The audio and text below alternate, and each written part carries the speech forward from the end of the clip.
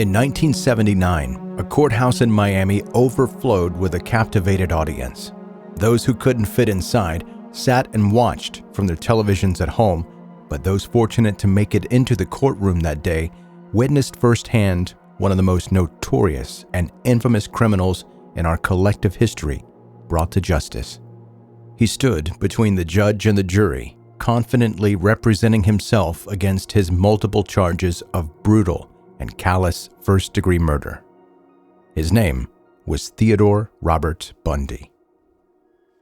Ted Bundy came into the world as Ted Cowell on November 24, 1946, at the Elizabeth Lund Home for Unwed Mothers. Given the name of the facility, it's perhaps no surprise that Ted Bundy never found out who his biological father really was. But his birth certificate stated that his father was a salesman and a United States Air Force veteran. Ted actually spent the first 3 years of his life living with his maternal grandparents. The Cowells raised him as their own so their daughter and his mother, Louise Cowell, could avoid the scandal of everyone knowing that she'd had a child out of wedlock. For all Ted knew himself, his grandparents were his parents, and his mother was actually his older sister. Ted Bundy's story has been through various stages of embellishment, but if accounts are to be believed, he began showing signs of his future tendency for violence at a very young age.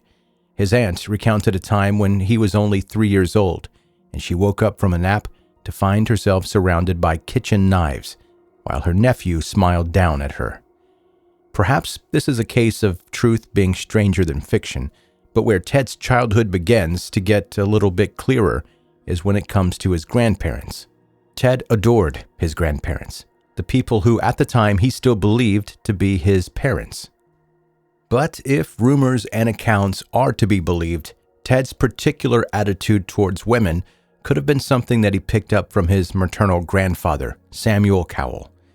Ted and other members of the family would later admit that Samuel had a mean and vicious temper. He was allegedly racist and xenophobic. He was known to beat his wife Eleanor and their dog, and to swing neighborhood cats around by their tails. Literally. He once reportedly threw his younger daughter Julia down a flight of stairs and would sometimes talk to people in the room that no one else could see. In comparison, his wife Eleanor was quiet and timid and was known to go for electrotherapy to cure her depression. In 1950, when Ted was around 3 years old, his mother Louise changed her surname to Nelson and took Ted to Tacoma, Washington for a fresh start. There she met a hospital cook named Johnny Culpepper Bundy, and that was that. A year later, the two were married and Johnny officially adopted Ted. That was how Ted Cowell became Ted Bundy, but he still had a long way to go before he would become the infamous serial killer that the world would come to know. Again, Ted's childhood growing up in the Bundy household has been subjected to years of gossip and rumor, many of which started with Ted himself. Some accounts say that he had a picturesque childhood. Some say that Ted would stalk the streets in the dead of the night and seek out opportunities to spy on neighborhood women. A friend and neighbor, Sandy Holt, claimed that Ted was a bully. She later said that he would take younger neighborhood children into the woods. There he would allegedly strip them down and take their clothes. She said, quote, "You'd hear them screaming for blocks. I mean, no matter where we were, we could hear them screaming." In 1965, Ted studied at the University of Puget Sound for 1 year before transferring to the University of Washington, and it was there that he would meet a woman that would change Ted Bundy forever. Diane Edwards was, in Ted's own words, the only woman I ever really loved. Bright and sweet, Diane got a hold of Ted's heart, and the young man was smitten. For 3 years, they were joined at the hip until 1968, when Diane left for San Francisco. Still deeply in love, Ted dropped out of his own studies and followed Diane. He worked a series of odd jobs and even volunteered at the Seattle office of Nelson Rockefeller's presidential campaign. But for Diane, things had changed. Now that she had graduated from her own studies, she found Ted's lack of direction and ambition frustrating and infuriating, and she called the relationship off. For many who have studied Ted Bundy and his life, this was the pivotal point of his story because the breakup absolutely devastated Ted. Untethered, Ted left to travel the states, and it was during this period of relentless change that some biographers believe that Ted was hit with one more unsettling piece of information. Some accounts say that it was only now that Ted found out about his real parentage.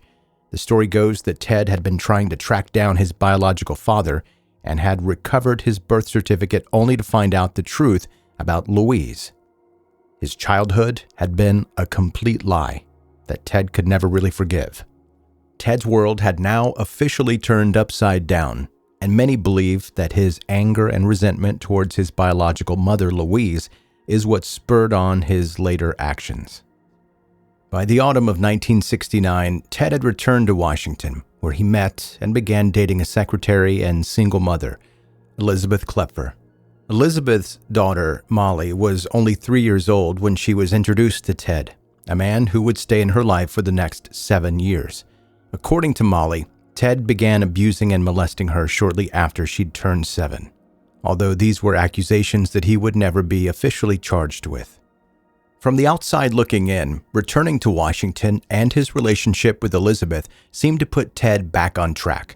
He graduated from college and managed to find work as an assistant to the chairman of the Washington State Republican Party, Ross Davis. And it was then that Ted was in California on official party business that he met Diane Edwards once again. What Diane saw in Ted then was a man completely changed. Ted had an education, a good job, and he was as characteristically charismatic as ever. This time, it was Diane who fell head over heels for Ted. The two of them picked up right where they left off, with Ted conveniently failing to mention his girlfriend Elizabeth back in Washington. He kept both of his romantic relationships going for a long while, and even introduced Diane as his fiancée to his boss, Ross Davis. And then, overnight, Ted stopped all contact with Diane. A month went by of missed calls and unanswered letters, and finally, Diane managed to get Ted on the phone. He then denied ever having rekindled their relationship before hanging up. He later said, quote, "I just wanted to prove to myself that I could have married her." After that, Ted began missing classes at the law school he had recently enrolled in, and young women began vanishing across the state. The first one that investigators can officially attribute to Ted was on February 1st, 1974, shortly after Ted had called things off with Diane. Her name was Linda Ann Healy, a 21-year-old student at the University of Washington. According to testimony, Ted broke into her apartment in the middle of the night. He beat her until she lost consciousness, dressed her in blue jeans and a white shirt before driving her to a remote and secluded area. There, Ted claimed he raped and murdered her. This was a cycle that would continue for years. Ted Bundy showed an incredible capacity for evading law enforcement and suspicion. His crimes were committed across states and over a huge area, making it harder for law enforcement offices to communicate and compare notes.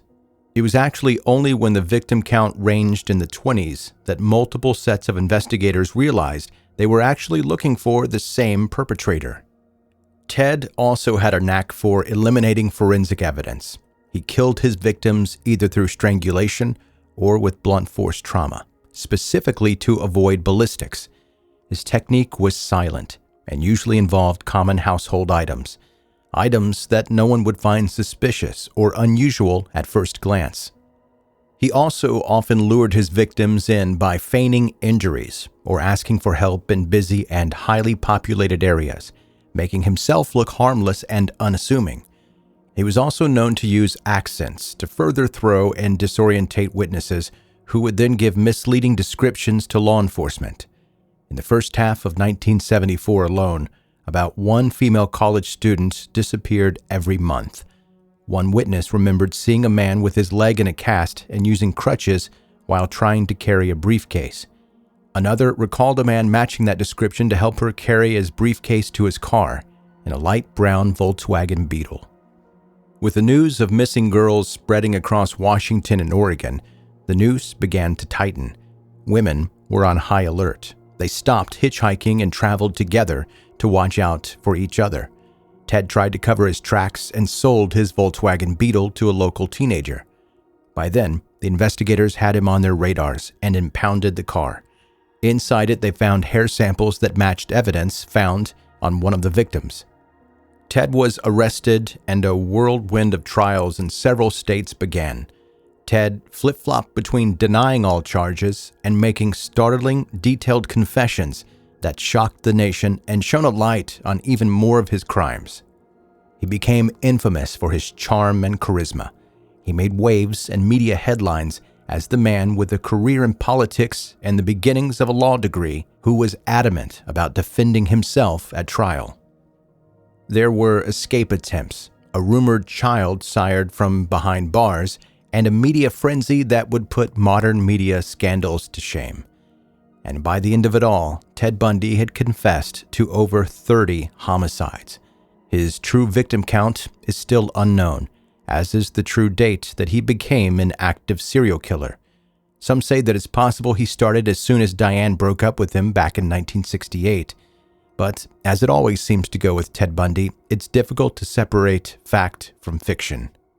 The truth is that even though there was forensic evidence that tied Ted to several of the victims, he never left any fingerprints or any other kind of defining forensic evidence on any of their remains or at the scenes that they would later be found. Despite his constant self-incriminating confessions, this was a fact that Ted would often use in his own defense both at trial and when talking to the media. Many believed that it was his insistence on defending himself that led to his sentence, and that this fact could have actually spared him from his fate if it had only been used properly. But Ted did insist on defending himself, and he was sentenced to death for his crimes. He was executed by electric chair on Tuesday, January 24th, 1989. Outside the prison, people gathered, played music, and set off fireworks to celebrate the occasion.